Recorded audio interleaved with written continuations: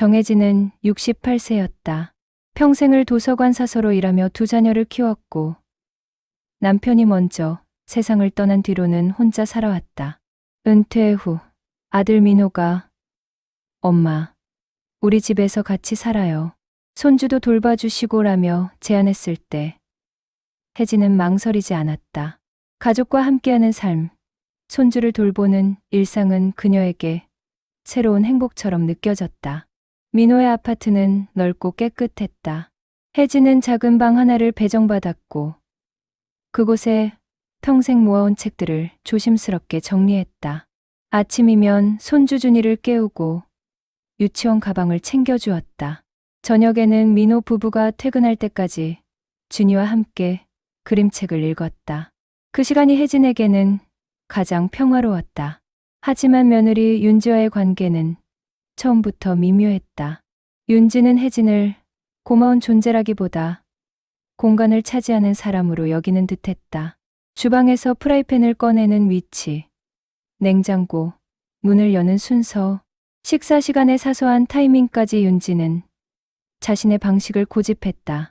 혜진이 손주에게 간식을 주면 어머님, 준이는 지금 식습관 교정 중이에요라며 제지했고 저녁 식사를 준비하면 어머님 음식은 너무 짜요라는 말이 돌아왔다. 혜진은 처음엔 이해하려 했었다.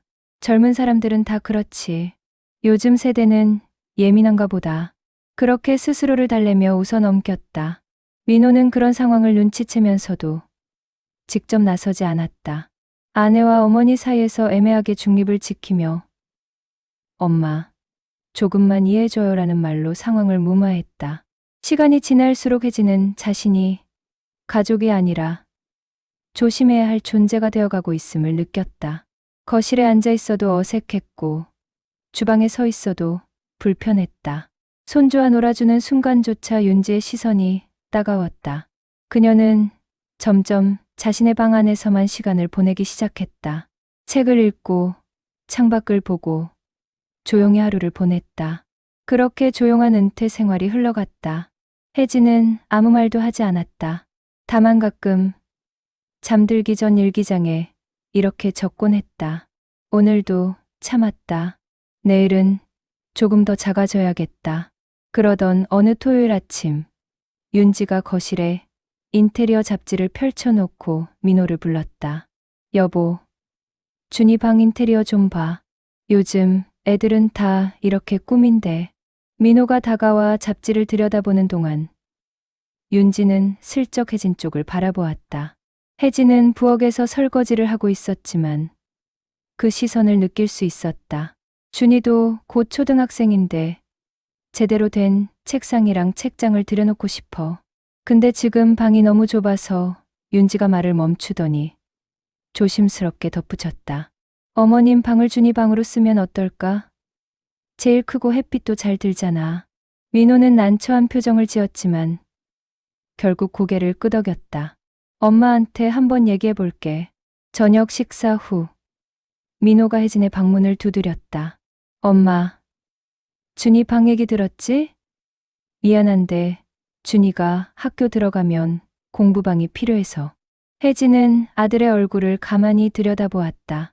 민호는 눈을 마주치지 못하고 바닥만 보고 있었다. 괜찮아. 준이가 중요하지. 정말 괜찮아? 응.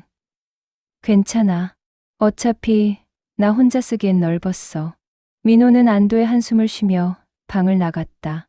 문이 닫히자 혜진은 천천히 책장 앞으로 다가가 책등을 하나하나 쓰다듬었다. 평생 모아온 책들. 이제 이것들도 짐이 되는 걸까? 다음 날부터 혜진은 짐을 정리하기 시작했다. 책을 상자에 담고 옷을 개고 소소한 물건들을 정리했다. 윤지는 가끔 방문을 열고 어머님, 필요 없는 건 버리세요라고 말했지만 혜진은 내가 천천히 할게라며 혼자 정리했다. 일주일 후 아침, 혜진은 쓰레기를 버리러 나갔다가 분리수거장 앞에서 멈춰섰다. 커다란 비닐봉투 3개가 놓여 있었다. 익숙한 봉투였다. 자신이 정리하던 책 상자 옆에 있던 봉투들이었다. 떨리는 손으로 봉투를 열자 그 안에는 자신의 책들이 가득 들어 있었다. 젊은 시절 읽었던 시집, 아이들에게 읽어주던 동화책, 퇴직할 때 동료들이 선물해준 에세이집. 책장 모서리는 구겨져 있었고 표지에는 먼지가 묻어 있었다. 왜 이게 여기 있어? 혜진은 그 자리에 주저앉았다. 슬픔이 아니었다. 차라리 허탈함이었다. 자신이 얼마나 작아지려 애썼는지, 얼마나 조심하며 살았는지가 한순간에 무의미해졌다. 나는 이 집에서 짐이구나. 혜진은 천천히 일어나 집으로 돌아왔다. 현관문을 열자 윤지가 거실을 청소하고 있었다. 어머님, 일찍 나가셨네요?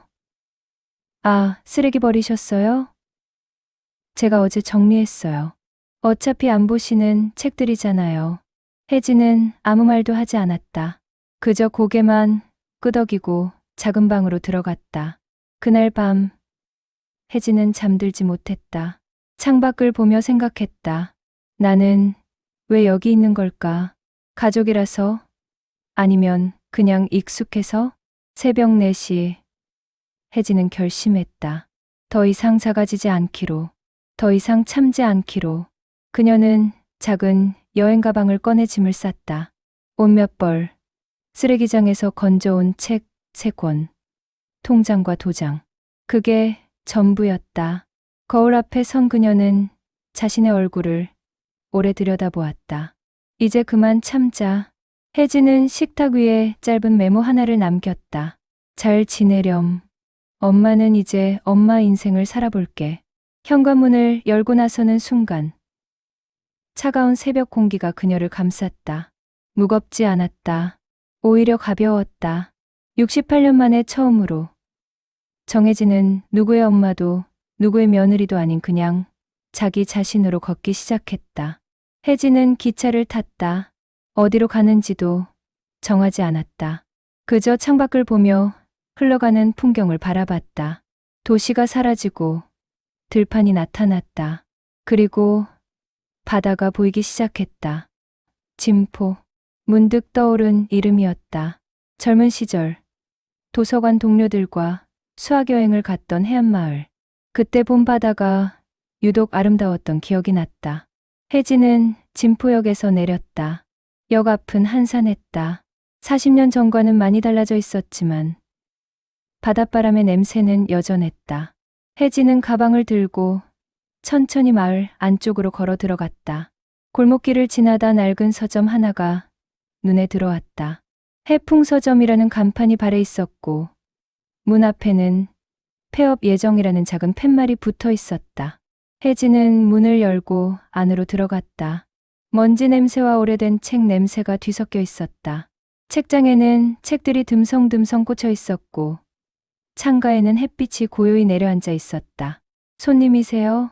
안쪽에서 70대로 보이는 할아버지가 나왔다. 네. 여기 문 닫으신다고요? 그래요. 이제 나이도 많고 책 읽는 사람도 없고 정리하려고요. 혜진은 서점 안을 천천히 둘러보았다. 평생 도서관에서 일했던 자신에게 이 공간은 낯설지 않았다. 오히려 익숙하고 편안했다. 혹시 이 서점 인수할 수 있을까요? 할아버지는 놀란 표정으로 혜진을 바라보았다. 정말이세요? 네. 제가 평생 책과 함께 살았거든요. 며칠 후 혜진은 남은 퇴직금으로 서점을 인수했다. 계약서에 서명하는 순간 가슴이 두근거렸다. 68년을 살아오며 처음으로 자신만의 공간을 갖게 된 것이다. 혜진은 서점 이름을 바람책방으로 바꿨다. 직접 페인트를 사서 벽을 칠하고 책장을 닦고 창문을 열어 바람을 들였다. 오래된 소파를 들여놓고 창가에 작은 화분을 놓았다. 쓰레기장에서 건져온 책 3권을 제일 잘 보이는 곳에 꽂아 놓았다. 처음 며칠은 손님이 거의 없었다. 가끔 지나가던 사람이 호기심에 눈을 열어보고는 그냥 나갔다. 하지만 혜진은 개의치 않았다. 책을 정리하고 바다를 보고 조용히 차를 마셨다. 그것만으로도 충분했다. 어느 날 오후 초등학생으로 보이는 아이 둘이 서점 문을 열고 들어왔다. 여기 뭐 하는 곳이에요? 책방이야. 책 읽고 싶으면 들어와도 돼. 아이들은 조심스럽게 안으로 들어와 책장을 구경했다. 혜진은 창가 소파에 앉아 그림책 한 권을 펼쳤다. 할머니, 그거 읽어주세요. 혜진은 웃으며 아이들을 불렀다. 그래. 이리 와서 앉아봐. 그날부터 매일 오후 아이들이 찾아왔다. 처음엔 둘이었던 아이들이 셋이 되고 다섯이 되었다. 혜진은 아이들에게 책을 읽어주었다. 아이들의 웃음소리가 서점 안을 채웠다. 할머니, 내일도 올 거예요. 그래. 내일도 기다릴게. 아이들이 떠난 후 혜진은 창밖을 바라보았다.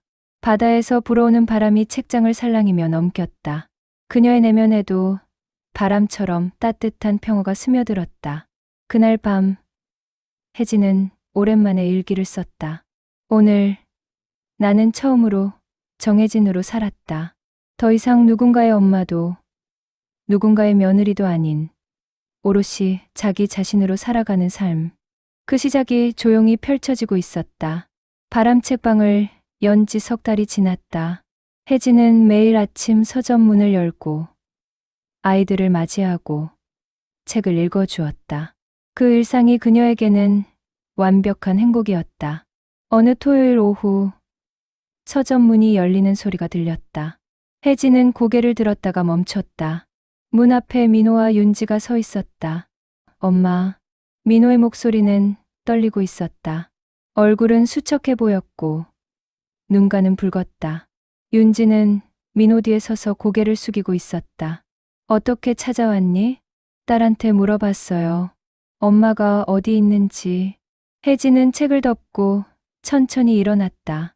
앉아라. 차라도 한잔 할래? 민호는 고개를 저었다. 엄마, 미안해요. 정말 미안해요.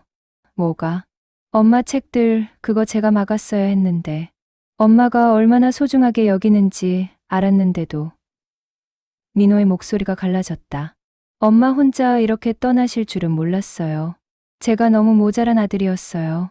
혜진은 아들을 조용히 바라보았다. 윤지가 한 걸음 앞으로 나섰다. 어머님, 저도 정말 죄송해요. 제가 너무 이기적이었어요. 어머님이 얼마나 힘드셨을지 생각도 못했어요. 윤지야, 집이 너무 조용해요. 어머님 없으니까 준이도 매일 할머니 찾고 저도 그제야 알았어요. 어머님이 우리 가족한테 얼마나 큰 존재였는지. 민호가 혜진의 손을 잡았다. 엄마, 이제 같이 돌아가요. 제대로 모실게요. 엄마, 방도 그대로 두고 책도 다 다시 사드릴게요. 제발 돌아가요.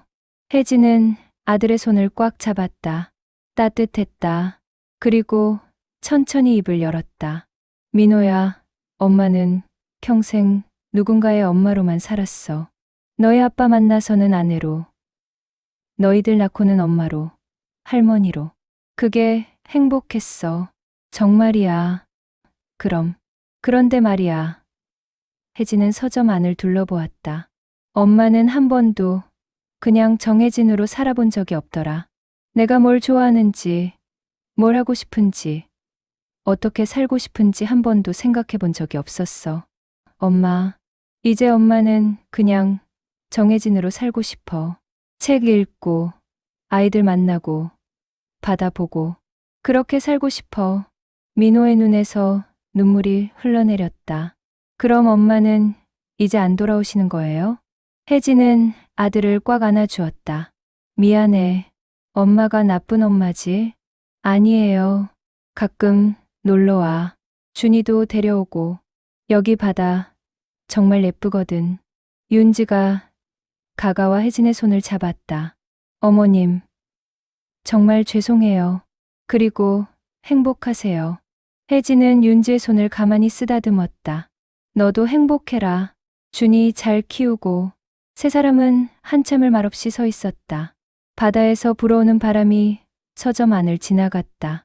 민호와 윤지가 떠난 후 혜진은 창가에 앉아 바다를 바라보았다.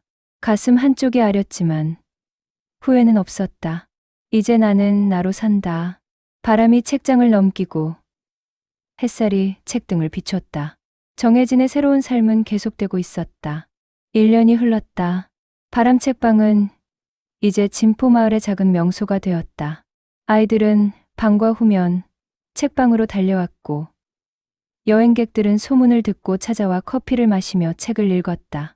혜진은 매일 아침 서점 문을 열고 책장을 정리하고 사람들을 맞이했다.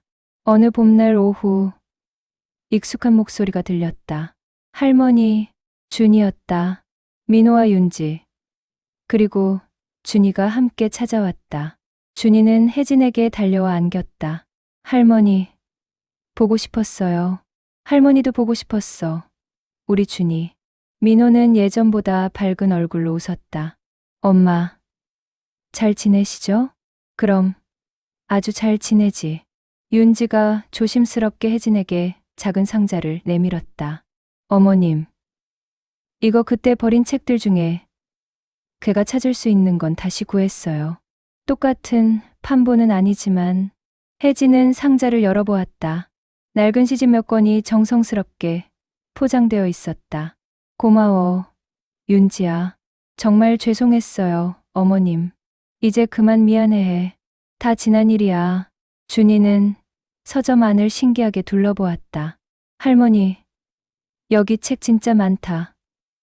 나도 여기서 책 읽어도 돼요? 그럼 우리 준이 읽고 싶은 책 골라봐. 그날 오후 혜진은 준이에게 책을 읽어주었다. 민호와 윤지는 창가에 앉아 바다를 바라보며 차를 마셨다. 평화로운 시간이 흘렀다. 저녁이 되어 그들이 돌아갈 때 민호가 말했다. 엄마, 다음 달에 또 올게요. 그래, 기다릴게. 조심히 들어가고. 엄마, 행복하시죠? 혜진은 아들의 어깨를 토닥였다. 응. 엄마 정말 행복해. 그날 밤, 혜진은 오랜만에 일기를 펼쳤다. 창밖으로 달빛이 들어오고 바다에서 불어오는 바람이 커튼을 흔들었다. 가족이 나를 떠났을 때 나는 비로소 나에게 돌아왔다. 혜진은 펜을 내려놓고 창밖을 바라보았다. 별이 총총히 떠 있었다. 떠나온 게 아니었다. 돌아온 것이었다. 68년 동안 잃어버렸던 자기 자신에게 정혜진이라는 이름으로. 다음 날 아침, 혜진은 평소보다 일찍 서점 문을 열었다. 새로 들여온 책들을 정리하고 창가에 꽃을 꽂았다. 곧 아이들이 올 시간이었다. 할머니, 왔어요. 문이 열리고 아이들의 목소리가 들렸다. 혜진은 환한 미소로 그들을 맞이했다. 어서 와. 오늘은 무슨 책 읽을까? 아이들이 우르르 몰려들었다.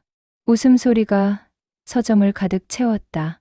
바람이 책장을 넘기고 햇살이 따스하게 내려앉았다. 정혜진은 더 이상 누군가의 어머니도 며느리도 할머니도 아니었다. 그저 바람 책방 주인 정혜진이었다. 그리고 그것으로 충분했다. 바다에서 불어오는 바람이 책방 안을 부드럽게 감쌌다. 오늘도 내일도 정혜진의 삶은 조용히 그리고 온전히 계속될 것이었다.